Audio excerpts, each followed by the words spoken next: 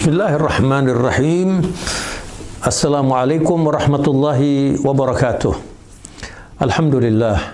Allahumma salli wa sallim wa barik ala Sayyidina Rasulillah Nabi Rahmah, Syafi'il Ummah, wa ala alihi wa sahbihi wa man walah.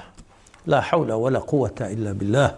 Allahumma arzuqna al-ikhlas was-sidq fil qawli wal amal waj'alna minar rasyidin. Ikhwatul iman.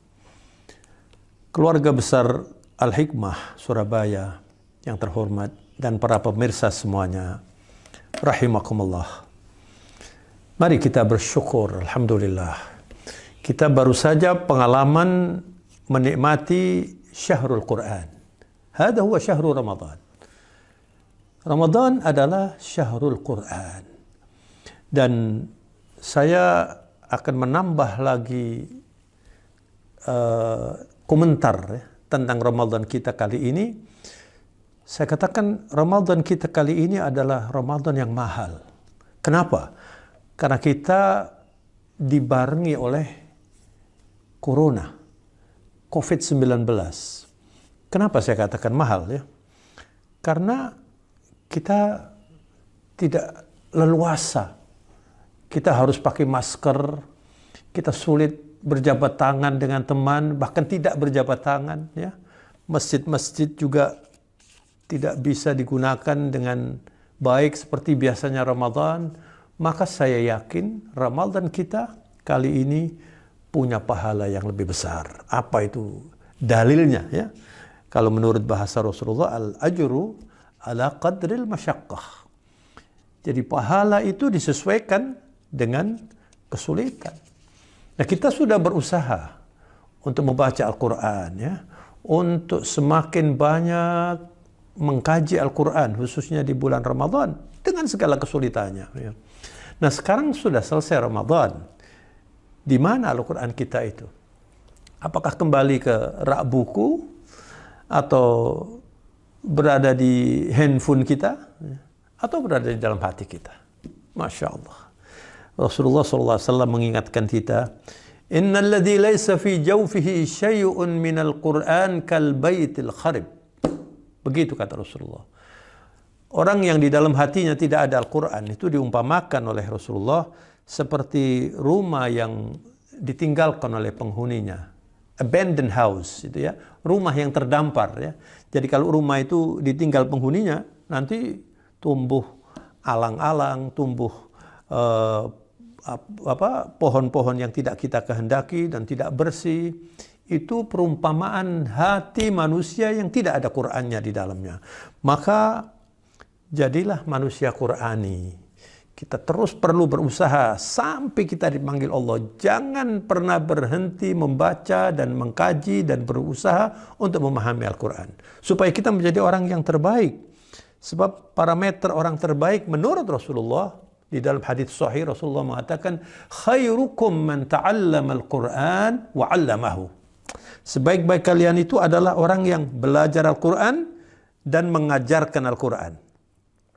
Ini tentu saja tidak sebatas mengajar membaca yang baik, membaca dengan alunan suara yang merdu. Memang itu baik dan itu dianjurkan oleh Rasulullah SAW. Jawwidil Quran, kata Rasulullah. Perbaiki baca Al-Quranmu itu dengan tajwid. Berikan hak setiap huruf itu sesuai dengan haknya. Yang panjang dipanjangkan, yang pendek dipendekkan, dengan idgham, iqlab, dan seterusnya. Itu memang harus. Tetapi jangan berhenti di situ. Karena Al-Quran itu bukan sekedar buku bacaan untuk dibaca waktu sholat. Tapi Al-Quran itu adalah mukjizat terbesar Rasulullah sampai hari kiamat. Dan Al-Quran itu disebut manhaj. Cara hidup kita itu harus menggunakan Al-Quran. Kalau orang Islam hanya membaca Al-Quran saja, lalu ajarannya tidak diperhatikan, ini tidak bisa digolongkan khairukum man ta'allama Al-Quran wa 'allamahu. Kata seorang ulama, yang termasuk dari orang yang disebut terbaik adalah orang yang belajar Al-Quran dan mengajarkan itu, kalau dia juga mengerti artinya, kemudian dia menggunakan Al-Quran itu dalam amalia sehari-hari. Atau kalau tidak, ya tidak termasuk Oleh karena itu di dalam Al-Quran Rasulullah SAW itu pernah mengeluh kepada Allah, ya Rabbi, wa qala ar-rasulu ya Rabbi, inna qaumi ittakhadhu hadzal Qur'ana mahjura. Ya Allah. Ya Allah, Tuhanku, kata Rasulullah, umatku menghijrai Al-Quran.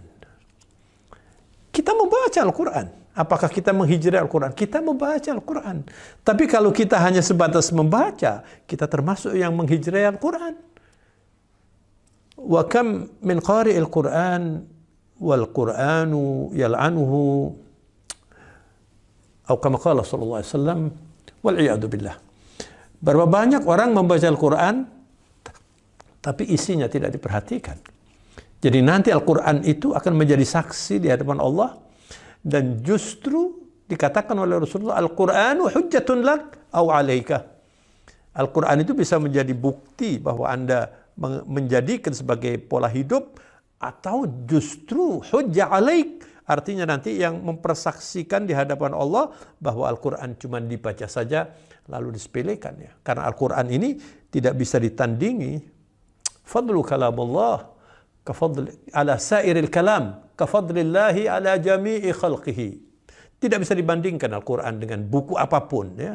Sebab keutamaan Al-Quran itu dibandingkan dengan tulisan atau buku atau apa saja namanya yang dibuat oleh manusia, seperti Allah dibandingkan dengan makhluknya, uncomparable, nggak bisa dibandingkan. Allah dibandingkan dengan makhluk bagaimana? Jadi kalau ada orang merasa ada ajaran lain yang lebih baik dari Al-Quran, itu artinya dia sudah mengingkari Al-Quran. Saya pernah mendengar manusia-manusia liberalis itu mengatakan Quran itu temporer saja. La haula wala quwata illa billah. Saya tidak pernah mengatakan Islam liberal. Keberatan saya mengatakan itu karena tidak ada Islam liberal. Islam itu adalah Islam yang diajarkan oleh Allah dan Rasulnya. Maka Allah wa qala Rasulullah SAW. Maka saya menggunakan istilah manusia liberalis. Ada yang mengatakan Quran itu kan cuma temporer. Kalau sekarang masih bisa digunakan, kita gunakan. Kalau sudah usang nggak usah digunakan. La haula wala quwata illa billah. Hada istihza. Ini adalah menghina Al-Quran. Dan saya tidak tahu nanti bagaimana di akhirat orang-orang seperti itu. Maka jangan kita termasuk yang menghijrai Al-Quran. Tidak cukup kita itu hanya membaca Al-Quran. Ada yang menghijrai tidak mau mendengar Al-Quran. Ada yang menghijrai tidak mau membaca. Tapi ada yang menghijrai mau membaca tapi tidak mau menggunakan Al-Quran. Kita harus termasuk orang-orang yang menggunakan Al-Quran. Bahkan Al-Quran itu syifa. وَنُنَزِّلُ مِنَ الْقُرْآنِ مَا هُوَ شِفَاءٌ وَرَحْمَةٌ لِلْمُؤْمِنِينَ وَلَا يَزِيدُ الظَّالِمِينَ إِلَّا خَسَارَةً. Allahu Akbar. Dan kami turunkan dari Al-Quran itu, kata Allah, sebagai penyembuh sifat. Masya Allah. Sifat untuk apa ini? Penyakit hati maupun penyakit fisik itu bisa disembuhkan dengan Al-Quran. Maka di dalam ayat yang lain Allah Subhanahu wa taala memanggil seluruh manusia, ya ayuhan nas, qad ja'atkum mau'izatun min rabbikum wa shifaa'un lima fis sudur wa hudan wa rahmatun lil mu'minin. Shadaqallahul azim. Hai manusia, karena memang Islam ini untuk seluruh umat manusia. Telah datang kepada kalian peringatan, yaitu Al-Quran dari Tuhan kalian, dan dia merupakan shifaa'un lima fis sudur, penyembuh akidah yang serong, penyembuh kemusyrikan, hati yang bermasalah, hati yang tidak bisa menikmati kehidupan ini, stres dan sebagainya, itu bisa disembuhkan dengan Al-Quran. Dia juga merupakan petunjuk dan rahmat untuk siapa? Untuk yang beriman saja, untuk yang mengimani Al-Quran. Karena bukan tidak mungkin orang mengerti Al-Quran tapi tidak mengimani Al-Quran. Ada pakar-pakar di luar Islam itu mengajarkan Islam di dunia barat misalnya, mereka tidak mengimani Al-Quran. Orang-orang seperti itu tidak bisa menikmati Al-Quran. Maka kita sebagai Muslim yang hidup Qurani, bulan Ramadan telah meninggalkan kita, jangan kemudian Al-Qurannya lalu dijauhi. Terus Al-Quran itu didekati, terus Al-Quran itu dibaca setiap hari. Dan memang kalau kita ingin memanfaatkan Al-Quran, itu ketika kita membaca harus mempersiapkan diri, ya. Jadi harus berbeda kita membaca Quran dengan membaca Al-Quran.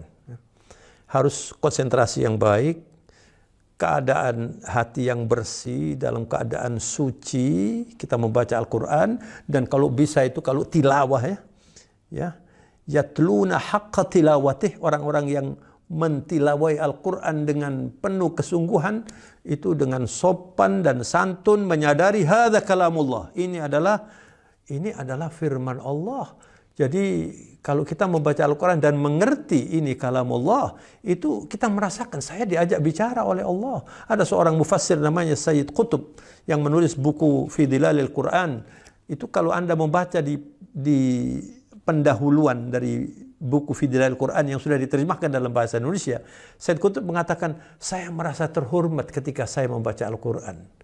Bagaimana tidak? Saya diajak bicara oleh Allah Subhanahu wa ta'ala. Lalu dia mengatakan, kasihan manusia yang tidak mengerti itu. Tidak mengerti Al-Quran, mengabaikan Al-Quran, dan dia bertumpu pada tulisan atau ujaran-ujaran makhluk Allah. La haula wa la quwata illa billah. Oleh karena itu, di dalam Al-Quran itu ada satu ayat yang mengarahkan kita bagaimana supaya Anda bisa mengambil manfaat yang seoptimal mungkin dalam membaca Al-Quran.